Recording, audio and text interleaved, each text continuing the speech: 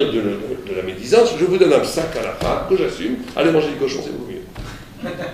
Allez manger une côtelette de cochon, je vous le donne à la bracha, allez, mais dites pas la shonara. C'est beaucoup plus grave de dire de la shonara, parce que c'est la parole c'est spirituel. Alors que l'acte de manger du cochon, c'est physique. Et de penser mal, de douter que Dieu existe, de dire que tout ça, c'est pas vrai, c'est encore beaucoup plus grave. Or, ce qui est très intéressant, c'est que dans le code de la loi judaïque, quand quelqu'un mange du cochon, il y a bien qu'on le faisait très rarement, il y a une punition. Il y a des punitions pour les actes, il n'y a pas de punition pour la shonara. Et encore moins de punition pour les hérétiques. Les hérétiques, on n'en fait rien. Ce qui est paradoxal. On vient de dire que l'hérétique, c'est 1000 fois plus grave que la shonara. Et la shonara, c'est beaucoup plus grave, la médisance, que l'acte. Alors on aurait dû avoir des punitions proportionnelles à la gravité. Ça serait en toute logique. Or non. Rien du tout. On fait rien. Comment ça se fait? Et c'est ça qu'il faut comprendre. C'est parce que pourquoi est-ce que la liberté de conscience a été donnée par le judaïsme il y a déjà 3000 ans? Pas parce que, comme les gens pensent, chacun pense ce qu'il veut, c'est pas grave. Pas du tout. Dieu préserve. C'est très grave la pensée. Très très grave. Beaucoup plus grave que l'acte. Encore plus grave que la parole. Simplement, c'est tellement grave. C'est tellement lié à ton intensité, à ton éternité. C'est tellement lié à ta relation à Dieu que personne n'a le droit d'intervenir là-dedans. C'est entre toi et Dieu. Et quelqu'un qui intervient de façon coercitive pour obliger quelqu'un d'autre à croire, c'est pas simplement le monde qui détruit. C'est la spiritualité elle-même qui détruit. Parce qu'il renvoie l'esprit au corps. Un corps est punissable. Un acte, je vis dans une société, tu frappes, ben, il faut payer. Un acte, tu es responsable. La pensée, tu es infiniment plus responsable. Mais comme ça fait corps avec ta neshama, ton éternité, c'est l'éternité qui est en jeu. C'est pas, et l'homme n'a pas le droit de toucher, là c'est Dieu. Toi, tu n'as rien à faire là-dedans. Et donc, toutes les personnes qui utilisent de la violence ou des moyens coercitifs quand ça a à voir avec l'idée, la foi, la pensée, ils n'ont rien compris, ils ont réduit la pensée au niveau du corps. Ils n'ont pas simplement détruit le monde, ils ont détruit la foi et la spiritualité elle-même. C'est une profanation de l'idée de la foi. C'est une profanation du concept. C'est une réduction du concept au niveau du corps. C'est une catastrophe. Et ça, c'est une des choses que le judaïsme se doit d'enseigner au monde aujourd'hui.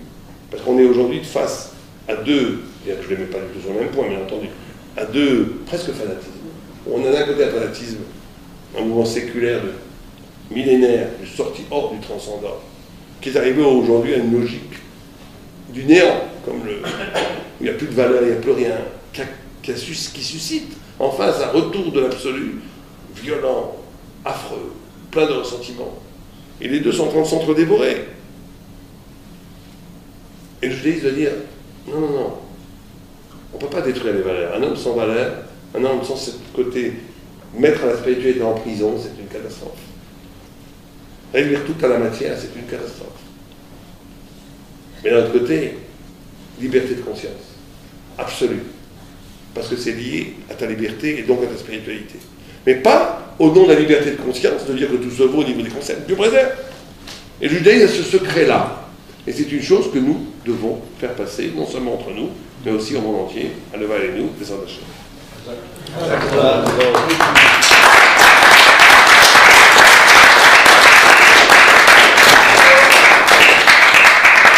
Avant de clore, est-ce qu'il y aurait éventuellement des questions? Moi j'ai une question. Juste la dernière observation que vous venez de faire maintenant. Ça ne serait pas, à votre avis, plutôt le discernement de l'être humain? Le discernement, donc il ferait quoi? Par rapport à ce que vous venez de dire tout à l'heure, la liberté de l'homme. L'homme est capable de discernement, l'homme est capable de penser. Ce qui fait justement la différence et de la Bien sûr, mais ça ne veut pas dire que la pensée est innocente. Ça ne veut pas dire que la pensée, que ce que je crois, c'est suffisant parce que je le crois pour le justifier. C'est pas vrai. Il y a une responsabilité de la pensée. Il y a une grande responsabilité de la pensée, peut-être plus importante que l'acte, sûrement plus importante que l'acte. Oui, mais elle est intouchable, parce que c'est votre liberté, votre éternité. Et donc un autre homme n'a pas le droit d'intervenir. Il peut parler avec vous, mais il ne peut pas vous forcer, jamais. Excusez-moi, un simplet par exemple, comment voulez-vous qu'il trouve cette liberté d'expression et encore moins de discernement? D'abord, vous savez, les simplets, moi j'ai beaucoup de respect pour les simplets. Pourquoi? Moi aussi. Pas parce qu'on imite notre ancien cousin très lointain que les simplets sont ont une très grande part dans notre futur, Dieu préserve. Non, je ne parle pas de ça. Je dis simplement parce que l'intelligence dans la Torah n'est pas simplement l'intelligence conceptuelle. Je suis d'accord. L'intelligence, c'est là. Il y a des choses que les gens comprennent alors qu'ils ne peuvent pas formuler leur compréhension. Il y a un très beau texte qui dit que l'intelligence, c'est combien tu es prêt à sacrifier pour. C'est-à-dire que quelqu'un qui est prêt à sacrifier pour quelque chose, à donner pour quelque chose, même s'il ne comprend pas tellement. Il y a des gens, il y a un texte, vous savez, on dit que celui qui aide le monde des Shivot qui tue la Torah, même s'il n'a jamais rien étudié, il sera assis avec les plus grands là-haut. On dit, c'est une punition. Imaginez que vous êtes assis à côté de savants qui ont étudié tout en vue la Torah. Lui, il va s'asseoir à côté d'eux parce qu'il a donné de l'argent à leur Shivot. Quel rapport? Il a envie de jouer au football, il n'a pas du tout envie d'être avec eux. Il me dit non, parce que s'il a donné de l'argent, c'est qu'il a compris. S'il n'a jamais donné, c'est qu'il n'a pas compris. Mais c'est une compréhension qui va s'avérer complètement profonde quand il va mourir. Pas maintenant. Et à contrario, Dieu préserve, il y a des gens qui ont étudié la Torah toute leur vie. Ils arrivent au monde futur, on leur dit, monsieur, on ne vous connaît pas. Comment on ne vous connaît pas? On a étudié toute ma vie. On ne vous connaît pas. Comment on ne vous connaît pas? Je dis qu'on ne vous connaît pas. Alors effectivement, on ne voit pas chez vous de péché, mais vous ne pouvez pas rentrer non plus au paradis. Donc vous allez tourner dans le vide galactique pendant des siècles. Pourquoi? Parce que tout ce que je vous avais fait, c'est que pour vous. Vous avez fait les choses que pour vous. Vous n'avez jamais fait quelque chose pour Dieu ou pour les autres. Donc vous ne pouvez pas rentrer. Vous n'avez jamais sacrifié. La seule chose qui reste d'un homme, c'est combien il a donné de son sang, de sa sueur, de son temps, de sa vérité pour une cause. C'est tout ce qui reste. Rien d'autre. Et ça, c'est l'intelligence réelle. Donc le gars qui croit très intelligent, prix Nobel de la tout blablabla, mais qui est complètement, c'est un idiot total. Un idiot total. Et le pauvre simplet qui est capable d'adhérer à une vérité parce qu'il sait que c'est vrai, et de donner pour, il est beaucoup plus intelligent que le prix Nobel. Oui. On avait parlé beaucoup de matière, forme et matière. Oui. Est-ce qu'on ne peut pas penser finalement que Dieu peut-être a créé la matière pour qu'on puisse le découvrir? Mais bien entendu. Finalement, à travers des cycles, plus on avance, plus on se rend compte de la futilité, de l'illusion, et puis plus on a envie, peut-être on voit les choses derrière les choses. Peut-être finalement, le peuple d'Israël, sans l'esclavage, il n'aurait peut-être pas été ce peuple d'Israël. Mais comme vous avez entièrement raison, c'est exactement ce qu'on dit. On dit que la matière est absolument essentielle pour le développement du principe. Alors ça, c'est tout un autre point très intéressant ce que vous soulevez, parce que quand la mer Rouge est ouverte, il est écrit dans le Onkelos, qui était d'ailleurs un converti. Il traduit, et c'est la traduction absolument thoraïque de la Torah. C'est la seule traduction acceptée en araméen. Il traduit quand les eaux se sont figées, qu'elles sont devenues intelligentes. On a dit clos sur la matière. C'est qu'il y a un niveau de perception, de clairvoyance, où la matière elle-même est le signe de la forme, du principe. Ça, c'est finalement, où il y a les deux qui se rencontrent. Complètement. Où l'illusion de la matière. Bien sûr. Et plus que ça, il faut absolument que ça se passe comme ça. Quand Dieu a voulu la vérité sur la terre, les anges ont dit, mais pourquoi est-ce que tu méprises ton sceptre? Tu as la vérité, tu l'as donnée aux hommes qui vont la bafouer, qui vont la piétiner. Et il a pris la Torah, la vérité, il l'a jetée sur la terre. Il a dit, Emet, Meretz, Tisma. Or, quand vous écrivez Emet, je vous fais rapidement, Emet, Mi, Eretz, Tisma. Vous voyez, quelque chose d'extraordinaire. Emet, Mi, Eretz, Tisma. D'accord? Vous pouvez le lire de tous les côtés, c'est comme un cube. Emet, Mi, Eretz, Tisma. Emet, Mi, Eretz, Tisma. C'est comme si cette vérité qui était restée au ciel, forme pure, qui ne fréquente pas la matière, aurait été d'une vérité magnifique, mais incapable de se multiplier. Tisma, ça veut dire fertiliser. Quand vous jetez des grains, c'est pas quand un paysan suisse ou français jette des grains, c'est pas pour recevoir la même forme de grains, c'est pour multiplier par 1000 son investissement. Sinon, il ne va pas jeter des grains, il n'y a qu'à les manger. Donc la vérité, quand elle est jetée à terre, elle va se multiplier au contact de la matière. Parce que quand la vérité reste dans le ciel, elle ne peut dire que la vérité. Quand la vérité va se confronter à la matière, elle ne va pas simplement dire sa vérité, elle va être capable de développer des discours qui vont dénoncer le mensonge. Elle va dire une vérité qui va dire la vérité du mensonge. Et donc elle va se multiplier, elle va dire beaucoup plus. Donc c'était essentiel qu'il y ait matière. Mais je ne parlais pas qu'il ne fallait pas la matière du tout. Je ne suis pas du tout dans le discours spiritualiste. La Torah n'est pas dans le discours spirituel, elle est dans le discours. Par contre, ne pas confondre Et c'est ça le grand piège, parce que l'évidence de ce que tu vois, c'est de croire que la matière est première. C'est ne pas mettre la matière en premier et en deuxième. Elle est seconde ontologiquement, elle n'est pas première ontologiquement. Elle est seconde. C'est ça qu'il faut prendre. C'est ça le grand test. On peut considérer la matière comme un dieu, c'est-à-dire d'être idolâtrique. Oui, sans aller aussi loin que ça. Il y a plein de gens de bonne volonté, des gens très bien, qui ne sont pas du tout anti-spirituels, ils sont très bien, mais en vérité, ils font confiance avant tout à la matière. La matière est là, c'est ce qui est palpable, le pouvoir, l'argent, l'économie, la vie, le biologique, les médecins, tout ce que vous voulez. C'est ça qui existe. Après, que tu rajoutes dessus des couches de religion, de sculpture, ça c'est le contraire de la Torah. Le contraire de la Torah, c'est l'essentiel, c'est la vérité.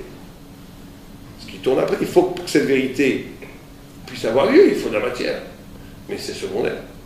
Mais il ne s'agit pas du tout de nier la matière, c'est de la remettre à sa juste place. Donc on peut guérir par l'esprit. Bien sûr. Bien entendu.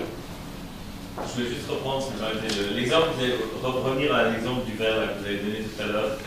Vous avez donné deux avis, donc Maïmonide et Rambam, c'est ça? Ouais. Donc, finalement, alors, est-ce que Hachem intervient quand Ah ben ça dépend si vous êtes maïmonidien ou narvatien. vous avez dit c'est-à-dire qu'il intervient plus quand la personne est intelligente. Ah, ça d'après tout le monde. Ouais.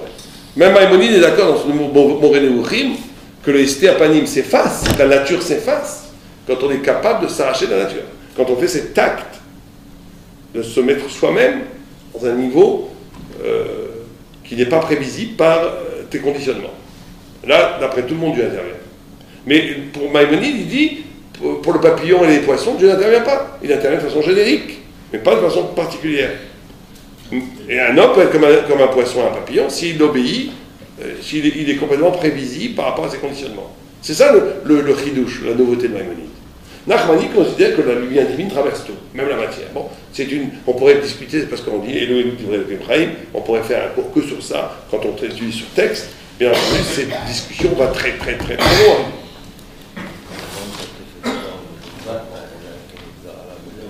Ok, il y a beaucoup de travail pour d'un autre côté, on voit on dit qu'on appelle Marchefa et Marchefa. Parce qu'ils peuvent tuer quelqu'un que Dieu n'a pas prévu tout à l'heure. Et Rachid dit pourquoi? Il dit, Rachid dit un truc incroyable. Mais la Gemara dit pourquoi on appelle le sorcier sorcier? Il faut un jeu de mots, Marchefa, Makrich qui arrive. Makrich, il a le pouvoir de contester les volontés de Dieu. Donc quelqu'un aurait dit ça, c'est un hérétique. Dieu qui dit que tuer au moins dans 20 ans, un sorcier ne peut pas le tuer. Rachid dit oui, il peut le tuer. Alors que Dieu n'avait pas prévu. Pourquoi? Parce qu'il y a un ver n'a pas de destin. Je peux le briser si je veux, s'il est à moi. Un homme a un destin. Il dit, mais quand un homme croit au pouvoir du sorcier, il s'instrumentalise. Il devient comme un ver. Il perd sa dignité humaine. Donc il tombe maintenant sur le mazal, sur la puissance de l'autre. Jusqu'au point où il peut te tuer. Jusqu'au point où il peut te tuer. Alors c'est pas prévu par Dieu. Ça par contre c'est Maïmonide. On voit que c'est quand même Rachid dit la même chose que ce que dit Maïmonide. Qu'à un niveau de conscience tellement bas, où tu crois à la superstition du sorcier, ça te met que tu deviens une orbite de la volonté du sorcier au point où il peut te tuer. Et que Dieu n'avait pas prévu que tu devais mourir. Incroyable, une Gemara. Mais d'ailleurs, la sorcellerie, on n'en parle pas dans la Torah. On en parle énormément. Énormément, il y a un traité qui s'appelle Avodazara. Vous l'avez étudié. Avodazara, oui. Non, dans le traité Avodazara, on parle énormément. Et dans un Gemara, dans le Talmud, on parle énormément des pratiques des sorciers. Il y avait même des combats. Ils n'ont rien inventé avec, je ne sais plus comment il s'appelle ce livre-là. C'est fou. Des combats entre rabbins, initiés et sorciers, etc. Maintenant, les rabbins, ils ont perdu leur pouvoir. Comment? Il n'y a plus ces pouvoirs. Ah si, il y en a encore. En Israël. Peut-être pas en Israël, je sais rien. On voit beaucoup. Mais attention, ce n'est pas des pouvoirs, il faut faire très attention. Parce que En On Milvado, il y avait une fois, ce n'est pas des pouvoirs. C'est une relation au spirituel qui fait que les choses arrivent ou n'arrivent pas. Il y avait un très grand rabbin, vous parlez des sorciers. Une sorcière a voulu faire des. Elle était très capable, hein. Et les rabbins avaient des façons de contrecarrer ces manipulations. Et il a dit, moi je fais rien. Elle-même, elle était faux. Elle dit, vas-y. Si Dieu veut, tu pourras me faire du mal. Si Dieu ne veut pas, tu ne pourras rien me faire. Et tous ces pouvoirs sont neutralisés, rien à faire. C'est ça aussi, le Rambam disait que ça n'existait pas, les pouvoirs. Il veut dire qu'il y a un niveau où ça n'existe pas. Et un niveau, ça existe pour ceux qui croient. Voilà. Si tu as un niveau de connexion avec supérieur, ça ne peut pas arriver.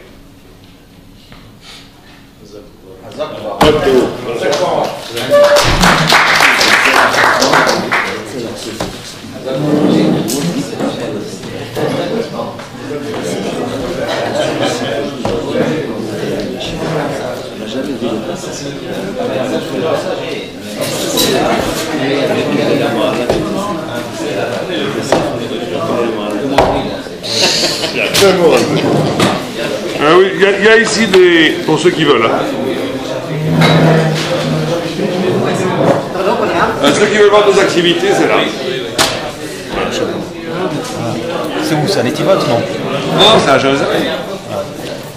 Mais excusez-moi, écrit la dernière fois la phrase, là, Laquelle? sa mère, la dernière. La dernière phrase.